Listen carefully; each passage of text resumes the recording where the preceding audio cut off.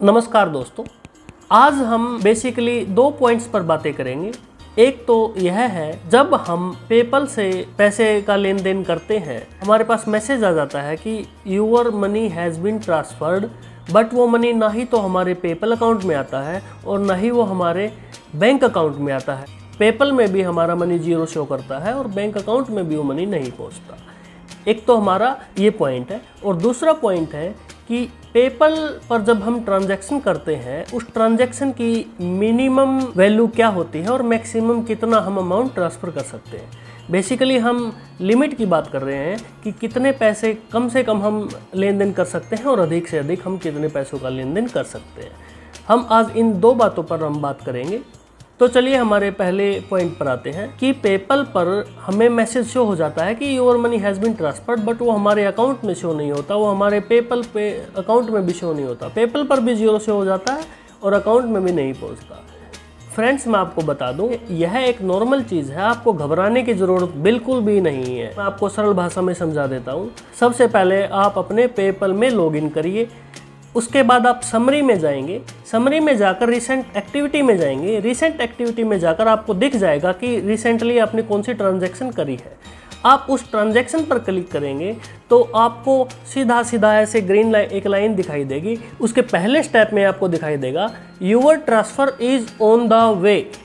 इसका मतलब यह है कि पेपल का भी प्रोसेस अभी इसमें होना बाकी है, तो आपको घबराने की ज़रूरत बिल्कुल भी नहीं है। अगर आपका पैसा पेपल के पास है, पेपल के थ्रू आपने कोई ट्रांजैक्शन करी है, वो बिल्कुल निश्चित तौर पर सेफ़ है और आपका पैसा बिल्कुल सुरक्षित हाथों में है।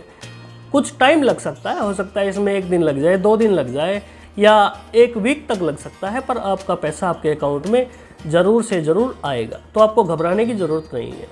कुछ लोगों के मैसेज, बहुत सारे मैसेज आ जाते हैं मेरे पास कि सर हमें मैसेज शो हो गया कि your money has been transferred, पर हमारे पास पैसा नहीं आया है और ना ही हमारे पेपल अकाउंट में आया है। तो मैं उन सभी लोगों को बताना चाहता हूं कि आप लोगों को घबराने की बिल्कुल भी ज़रूरत नहीं है।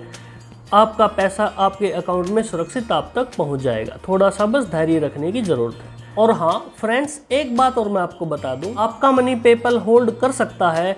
अगर मान लो मैंने ही आपको कोई ट्रांसफ़र करना है और मैंने ट्रांसफ़र करके होल्ड के बटन को दबा दिया, मैंने मनी होल्ड कर लिया, तो इस केस में पेपल भी मनी को होल्ड कर लेगा और वो आपके अकाउंट में नहीं पहुंचेगा। अगर ये केस है तो निश्चित तौर पर ही आपका पैसा जो है वो होल्ड हो जाएगा। उस केस में पेपल एनालिसिस करेगा, देखेगा क्या प्रॉब्लम है, उसके प्रॉब्लम के सोल्व आउट होने के बाद ही आपके अकाउंट में आपका पैसा आएगा। अगर ऐसी स्थिति नहीं है, अगर नॉर्मल सब कुछ है, तो वो कुछ दिन बाद अपने आप ही आपके अकाउंट में पैसा आ जाएगा। अब बात आती है हमारे दूसरे पॉइंट पे कि हम कितने पैसों तक का लेन देन कर सकते हैं।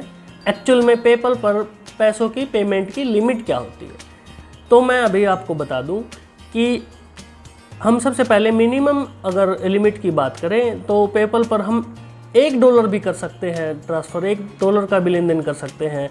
जो पेपल का जितना भी बनता है वो काट के आपके अकाउंट में वो आ जाएगा।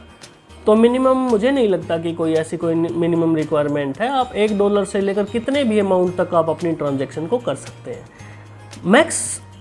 मैक्स लिमिट की मैं बात करूं, $60,000 तक आप मैक्स ट्रांसफ़र ट्रांजैक्शन कर सकते हैं, पर एक बार में आपको $10,000 का ट्रांजैक्शन करना पड़ेगा। पर फ्रेंड्स, मैं आपको एक बात और बता दूं, ये अलग अलग अकाउंट पर निर्भर करता है कि आपका अकाउंट कौन सा है, उसी हिसाब से आपकी लिमिट सेट हो सकती है। पर मोस्टली केसेस में $60,000 की ही ट्रांजैक्शन हम कर सकते हैं। मोटा मोटा मैं आपको अगर रुपीज़ में बताऊं तो 45 लाख तक की आप ट्रांजैक्शन कर सकते हैं मैक्सिमम। तो आज हमने इन दो पॉइंट्स पर डिस्कस किया। पहला पॉइंट तो था कि आपके पास मैसेज शो हो गया है कि मनी ट्रांसफ़र हो चुका है पर आपके अकाउंट में नहीं पहुंचा। दूसरा लिमिट। मैंने ये दोनों ही पॉइंट आपके क्लियर कर दिए हैं। फिर भी अगर आपको लगता है कि कोई कुछ बचा है तो आप नीचे कमेंट में बता सकते हैं। कुछ पूछना है तो आप पूछ सकते हैं। तो चलिए हमारी वीडियो को समाप्त करते हैं। धन्यवाद।